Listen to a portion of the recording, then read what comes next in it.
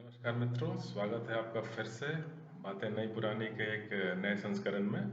तो आज हम बात करने वाले हैं उत्तर प्रदेश में हो रहे चुनाव के बारे में। तो जैसा हम सभी जानते हैं कि आज पांचवें चरण की वोटिंग समाप्त हो चुकी, मतलब वोटिंग चल रही है, आज शाम तक समाप्त हो जाएगी। तो इसके पहले अब तक जो चार चरण के चुनाव हुए हैं, अब इसमें अब हर कोई ये जानना चाहता है, ये बातें चल रही हैं कि भाई होगा क्या आखिर, या अब तक चार चरणों में क्या हुआ, आगे आने वाले तीन चरणों चरणों में क्या होगा, बात कहाँ तक जाके ठहरेगी। क्या जो पिछले बार हुआ था वैसा ही सब कुछ रिपीट हो जाएगा, या कुछ नया इस बार निकल के आएगा सामने उत्तर प्रदेश के चुनाव में। कुछ नए आश्चर्य तो नहीं होने वाले। तो चलिए बात करते हैं एक एक करके शुरू के चार चरणों के बारे में, जिनके बारे में मतदान हो चुका है। और उससे फिर हम अंदाजा लगा सकते हैं कि आगे आने वाले तीन चरणों में क्या होगा। फिर तीन चरणों की बात फिर कभी बाद में करेंगे। तो शुरुआत करते हैं पहले चरण से। तो जो पहले चरण में, जैसा कि आप जानते हैं, वो पश्चिमी उत्तर प्रदेश का वो क्षेत्र था, जिसमें कि ये शहरी इलाके गौतम बुद्ध नगर, गाजियाबाद, नोएडा, मेरठ, ये सारे क्षेत्र थे, कैराना वगैरह। इसमें कुल मिलाकर 58 सीटें आती हैं, जिसमें से भारतीय जनता पार्टी ने सन 2017 के लोकसभा चुनाव में 53 सीटें जीती थी।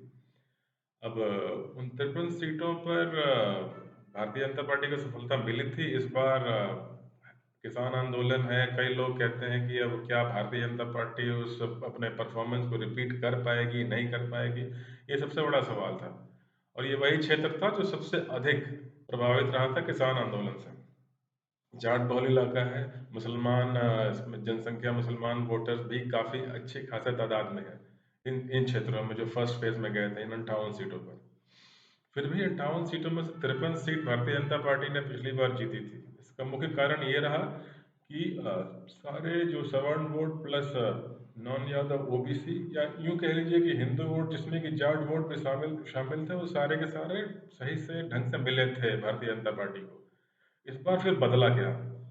क्या ऐसा कुछ अलग हुआ जिस कारण कुछ बातें उठ रही हैं कि क्या वही 53 सीटें या उसके आसपास भारतीय जनता पार्टी ले पाएगी, या उससे कुछ कम हो जाएगा? तो इसमें एक दो बातें हैं गौर करने लायक, जिस कारण कुछ बदल भी सकता है। पहली बात तो एक ये बातें चलाई जा रही थी मीडिया में कि जाट नाराज हैं किसान आंदोलन से, और वो एक तरफा वोट करेंगे मुसलमानों के साथ, अखिलेश यादव के पक्ष में। पर क्या ऐसा हुआ?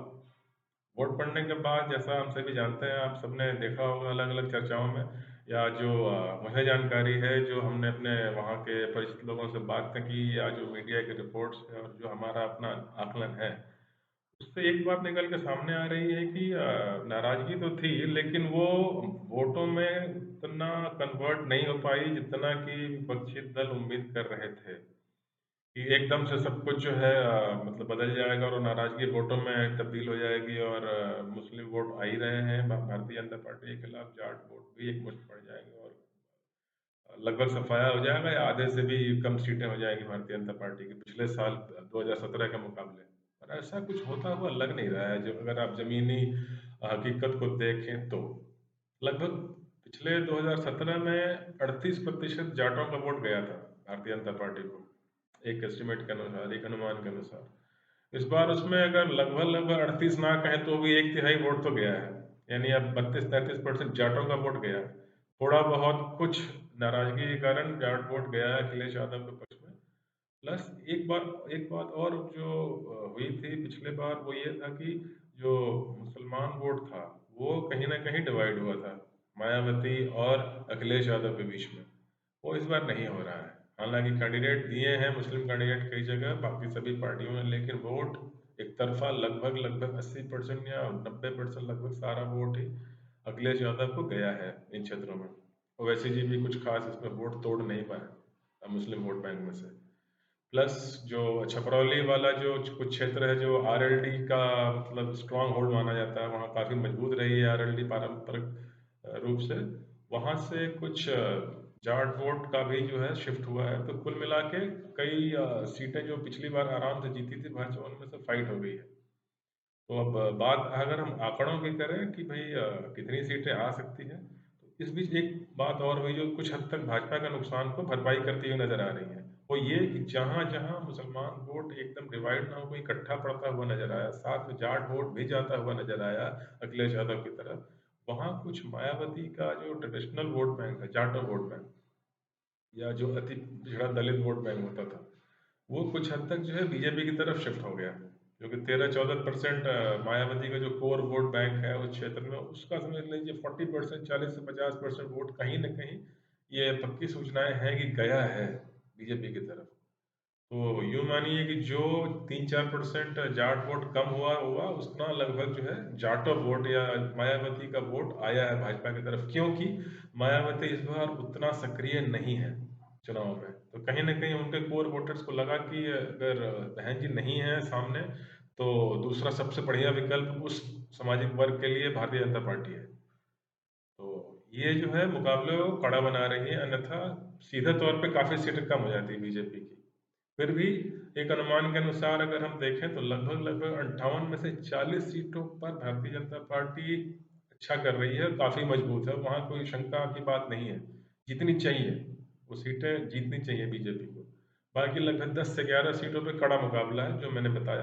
कुछ जाट वोट निकले थे, कुछ जाटा व मायावती के वोट आए, तो ले दे के बात कुछ बराबर सी हो रही है वहाँ पे। साथ में मुस्लिम वोट बैंक इकट्ठा होना कहीं न कहीं कुछ मुकाबले को और कड़ा कर रहा है। काफ़ी क्लोज़ फाइट होगी, जो भी होगा। इसलिए हम उन सीटों को नहीं गिनते।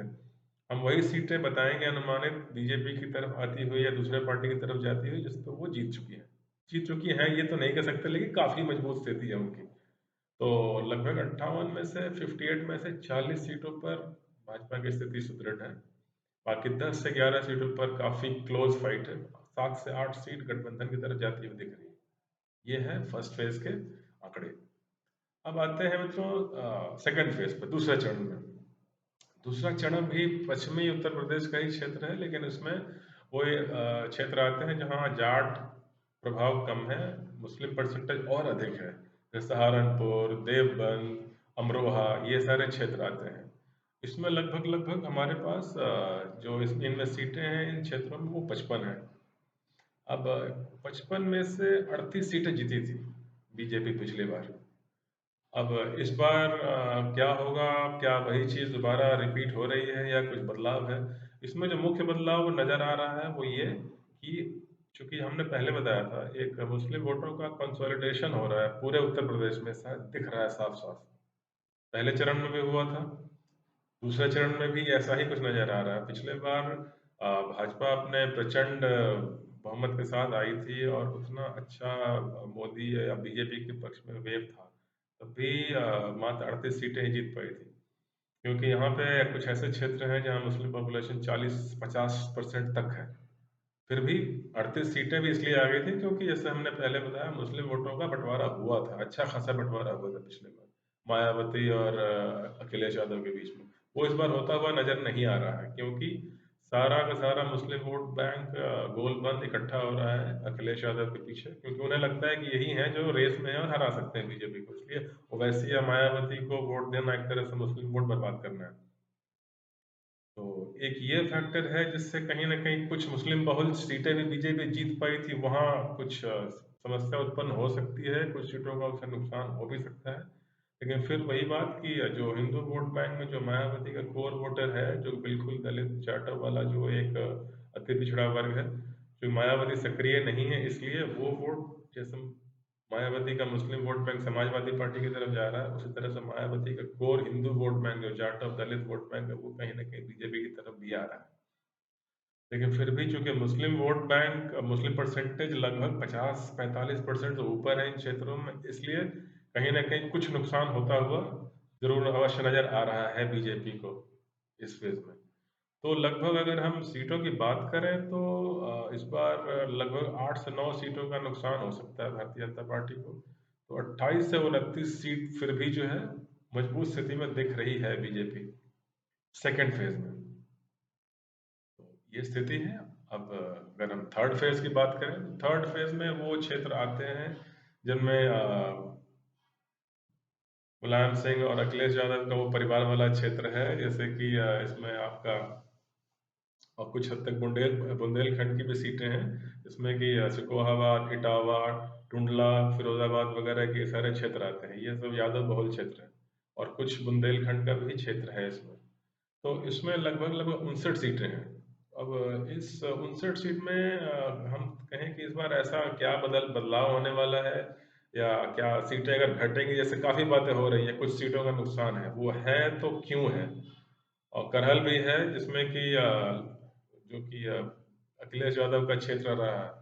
तो इसमें क्या बदला क्या नहीं बदला, केवल एक छोटी सी चीज़ नज़र आ रही है कि यहाँ पे अपना अखिलेश यादव का जो कुनबा है, जो पिछले बार पिताजी के संग उनके कुछ मनमुटाव थे मुलायम सिंह यादव के साथ, उन्होंने सिंबल अलग कर लिया था, चाचा अखिलेश यादव अलग चले गए थे, तो इस कारण उनके अपने कुनबे में बिखराव था, जिस कारण बीजेपी को काफ़ी फायदा हुआ था यहाँ पे।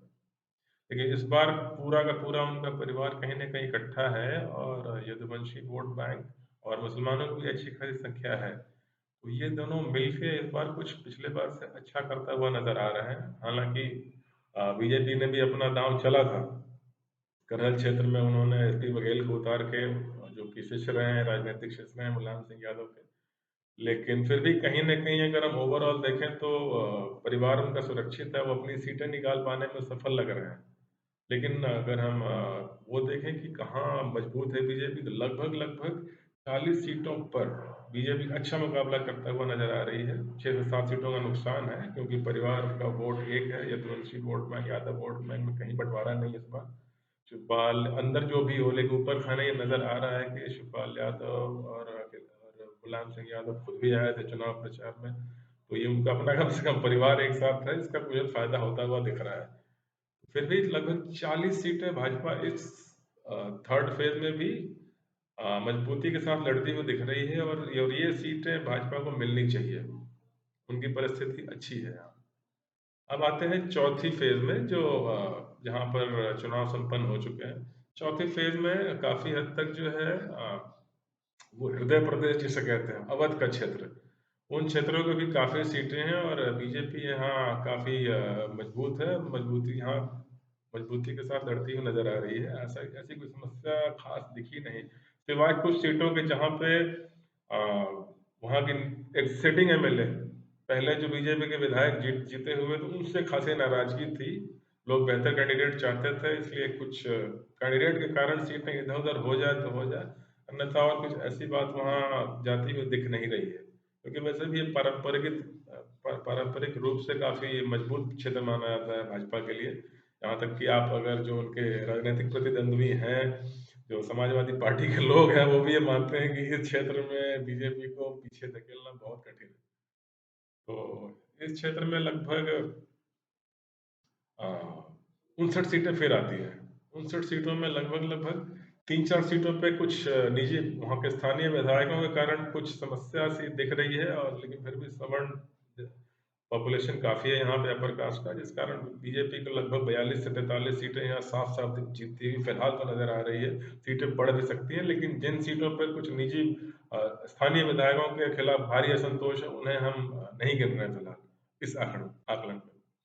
तो अगर हम ये सारा देख लें, मतलब पहले 4 फेज में जो वोटिंग हुई है, तो कुल मिला के 231 सीटें हैं जिन पे वोट पड़ चुके हैं, और उनमें बीजेपी लगभग लगभग 150 सीटों पे काफ़ी मजबूत नज़र आ रही है। अब हम ये तो नहीं कह सकते कि जीत गई है, जीत ही जाएगी, लेकिन जीतना चाहिए, काफ़ी अच्छी स्थिति है। बाकी लगभग 25-26 सीटों में कड़ा मुकाबला है चारों फेज मिला के, और उसके अलावा जो भी सीटें हैं वो गठबंधन की तरफ जाती हुई दिख रही है। तो अगर हम पक्के तौर पे कहें तो हाँ, 231 सीटों में पहले 4 चरण में से 150 सीट तक आ सकती है बीजेपी को, काफ़ी अच्छी संभावना है इसकी। आगे आने वाले जो 3 चरण हैं, 5वां, छठा और 7वां, 5वें चरण में कुछ अवध की और सीटें हैं जिन पे आज वोटिंग हो रही है। इसके बाद जो छठा और 7वां क्षेत्र है, ये पूरा का पूरा पूर्वांचल ही है लगभग, इसमें सारा ये पूर्वांचल का क्षेत्र है जिस पे वोट पड़ेंगे, और ये वही सारे क्षेत्र हैं जिनमें ये ओपी राजभर और स्वामी प्रसाद मौर्य वगैरह ये जहाँ से लड़ रहे हैं बीजेपी के खिलाफ है इस बार। तो ये भी काफ़ी रोचक होने वाला है, पर इनका कितना प्रभाव है ये नहीं है, हम आज भी बात कर सकते हैं, लेकिन हम एक बार ये वोट हो जाना है, तो फिर हम उसके बाद ही बात करेंगे इनके बारे में। अब ओवरऑल हम एक चीज़ अगर देखें, तो लोग कहते हैं कि भाई ऐसा क्या है कि वोट प्रतिशत भाजपा का लगभग उतना ही है जितना पहले था, और ये छोटी मोटी बातें तो हमेशा होती रहती है, तो सीटें कम कैसे आ रही हैं अगर वोट प्रतिशत नहीं गिरा तब भी। हाँ मित्रों, ये बात सही है। तो चलिए इसके बारे में हम एक छोटी सी मैं एक्सप्लेनेशन देना चाहता हूँ। 2017 में बीजेपी को लगभग 39.7% वोट मिले थे। 40% समझ लीजिए, ये इलेक्शन कमीशन का डेटा है, आंकड़े हैं चुनाव आयोग के। और उसके बाद जो दूसरी प्रतिद्वंद्वी थी उनकी सबसे करीबी वो थी अखिलेश यादव की समाजवादी पार्टी, और उस समय के आरएलडी के वोट को अगर जोड़ दें तो लगभग ये 24% के आसपास आता है। मायावती 22.5% के आसपास वोट लेके आई थी 2017 में, और बीजेपी को थी 40%। तो 40% और आरएलडी और समाजवादी का 24%, लगभग लगभग 15-16% का गैप था ओवरऑल पूरे उत्तर प्रदेश में। ये बहुत बड़ा गैप होता है, जिस कारण बहुत ज्यादा सीटें भी आई थी, 312 सीटें आई थी 403 में से। अगर इस बार हम देखें तो उस 40% में से लगभग लगभग 2 या 3% जाट वोट, और कुछ हद तक राजभर के ओपी राजभर के कारण कुछ उनके समुदाय के वोट, थोड़ा बहुत कुछ और, अगर जैसे स्वामी प्रसाद मौर्य और छोटे छोटे दलों से गठबंधन किया अखिलेश यादव ने, तो ये मिला के अगर हम देखें तो हो सकता है 3-4% वोट घटे भाजपा का, तो 36 पे आ गए 40 से घट कर। लेकिन मायावती की जो दलित वोट बैंक है उनमें से लगभग 4 से 5% वोट भाजपा की तरफ आता हुआ दिख रहा है, क्योंकि मायावती एक्टिव नहीं है, इस बार सक्रिय नहीं है। तो मान के चलिए कि 40 में से 4% वोट घटे तो 6% बढ़ भी गए, कुल मिला के 2% का फायदा है। 42, 42.5% तक वोट लेती हुई दिख रही है बीजेपी इस बार। तो फिर आप कहेंगे भाई सीटें क्यों कम होने लगी? अगर वोट प्रतिशत उल्टा बढ़ ही रहा है तो फिर सीट कम कैसे आप बता रहे हैं? वो इसलिए क्योंकि मित्रों, पिछले बार 40% भाजपा थी और 24% के आसपास आरएलडी और समाजवादी का दोनों का मिला के वोट था। हालांकि कांग्रेस के साथ लड़े थे, तो भी सब मिला के जो 25, 26, 27% से ऊपर नहीं था। लगभग 13 से लेकर 15% का गैप था बीजेपी और समाजवादी पार्टी गठबंधन में। इस बार समाजवादी पार्टी का वोट शेयर लगभग 32% है, भाजपा बढ़ के 42 पे गई है। तो ये जो 15% का गैप था वो लगभग 10% का रह गया है। अब ये आप कहेंगे कि समाजवादी पार्टी के वोट बढ़े कैसे, उन्होंने ऐसा क्या कर दिया है, या कि बीजेपी के खिलाफ ऐसी कोई नाराजगी है नहीं, तो बीजेपी के वोट बढ़ रहे हैं तो समाजवादी पार्टी के भी 7-8% वोट कैसे बढ़ गए? उसका उत्तर ये है कि पिछले बार जो मुस्लिम वोट बैंक में बंटवारा हुआ था, 19% मुसलमान हैं यूपी में, जिसमें से लगभग 19 में से 12-13% वोट मिला था समाजवादी पार्टी को। लगभग 6 से 5% या 5-6% लगभग लगभग मायावती की तरफ भी गया था, बाकी कुछ और भी गए होंगे। तो वो लगभग सारा का सारा इकट्ठा होकर मतलब मायावती की तरफ जो 5-6%, 19% में से मुस्लिम वोट गया था, वो भी आ गया है समाजवादी पार्टी की तरफ। पिछले बार ये जो 24 थे उस पे अगर 4-5% मुस्लिम वोट बैंक जोड़ रहा तो 29 हो गया, 29%। उसके ऊपर कुछ किसान नाराजगी से आधा 1% जाट वोट, और कुछ ओपी राजभर के आने से 2-3% राजभर के वोट, या छोटी पार्टियों से गठबंधन किया उन्होंने, उसका वोट मिला के और 3-4% जोड़ दें तो ये हो गया 32। यही कारण है जिस कारण कुछ सीटें कम होती हुई नजर आ रही हैं, या कई जगह कड़ा संघर्ष हो गया। पिछले बार 2017 में 40 बीजेपी, लगभग 24 के पास अखिलेश यादव, 25% के पास, यानी 14-15% का गैप था। इस बार बीजेपी 42 तो अखिलेश यादव की गठबंधन लगभग 32-31%। ये गैप 15 से घट के लगभग 10-11% का रह गया है। तो इस कारण क्या है कि हो सकता है कुछ सीटें कम हो जाए जो काफी कम अंतर से जीती थी बीजेपी ने पिछले बार, या अगर सीटें कम ना हुई तो वोट का अंतर कम हो सकता है। फिर उस केस में क्या होगा कि सीटें फिर वही 300 के पार आ सकती हैं, लेकिन जो ऑन एन एवरेज जो बड़े मार्जिन से जीत के आए थे विधायक बीजेपी के, उनका जीत का मार्जिन कम हो सकता है अगर सीट कम ना हुई तो। और अगर सीटें कम हुई तो हो सकता है कि कुछ वो 300 के नीचे आ जाए, 270-80 के आसपास कुछ रहे मामला। तो ये है लाइक ओवरऑल जो पिक्चर है, जो उत्तर प्रदेश चुनाव का जो गणित है कि भाई वोटिंग जो वोट प्रतिशत है वो भाजपा का बढ़ रहा है, तो सीटें कम क्यों हो रही है? और जो सीटों का आंकड़ा है पहले 4 चरण का, वो हमने बताया, 231 में से लगभग लगभग 150। और इसके बाद अभी 3 चरण के चुनाव बाकी हैं। तो जैसे ही वोटिंग फिर समाप्त होती है चरणबद्ध तरीके से, फिर हम आपके सामने आएंगे और हम बात करेंगे कि अंत में कहाँ तक मामला ठहरा जाके, कितनी सीटें आ सकती है, क्या फिर 300 पार होगा या कुछ कमी होगी, और कौन कहाँ से हार रहा है, कौन कहाँ से जीत रहा है, जो लोग गए थे रूठ के क्या बीजेपी के बाहर, उनकी क्या स्थिति रही। तो फिर होंगी इस बारे में कुछ बातें। और आज के अंश में इतना ही मित्रों, आपसे अनुरोध है कि मेरे इस चैनल को लाइक, सब्सक्राइब और शेयर अवश्य कर लीजिएगा। और मिलते हैं फिर बहुत जल्द, किसी और विषय पर चर्चा करेंगे, कुछ नई बातें, कुछ पुरानी बातें। तक के लिए आज्ञा दीजिए। आपका बहुत बहुत धन्यवाद।